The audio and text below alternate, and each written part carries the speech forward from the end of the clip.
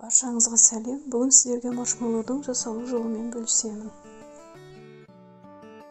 Ең алдымен формамызды дайындап аламыз. Пищевой пленкамызға сұйық майымызды бір келкі қылып жағамыз. Май тимей қалса, кейін жабысады.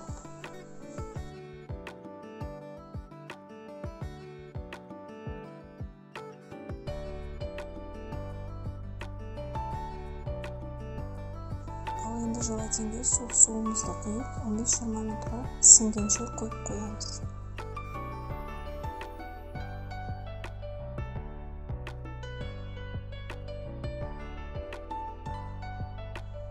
Темір ыдысымызға асты қалың болған жақсы.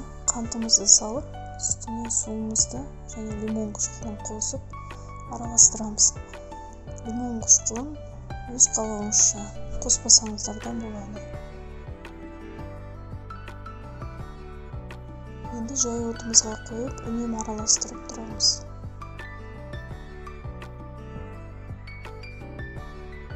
Көпіршіктер пайда болғанда оттан аламыз. Сиробымыз дайын.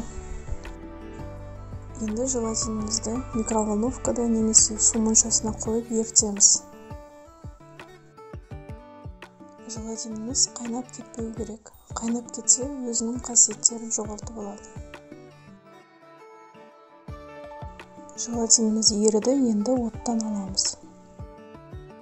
Енді ыдысымызға сиропымызды құйып, миксердің ең жай жылдамдығынан бастап, желатинімізді құя отырып араластырамыз.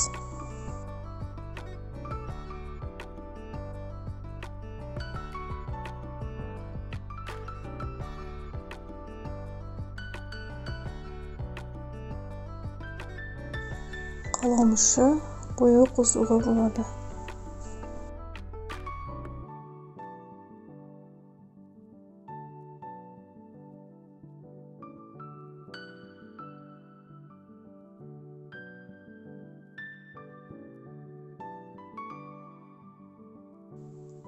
Дайын болған массамызды тез арада формамызға құямыз.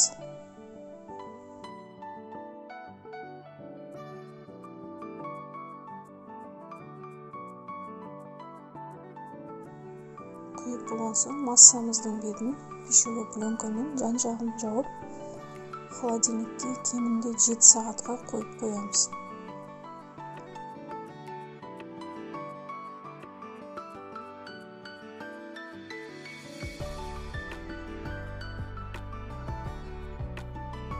Қант ұнтағына жүгері крахмалын қосып, маршмеллоумызға себетін ұнтақ дайындап қоямыз.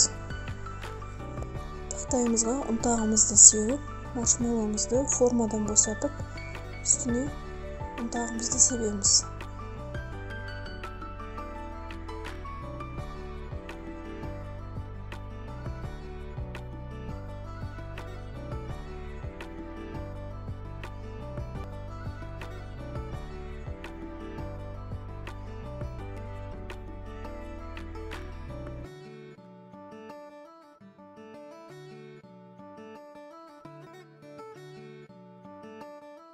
Ұнтағымызды сеуіп болған соң, қалаған бөліктерге бөліп кесеміз.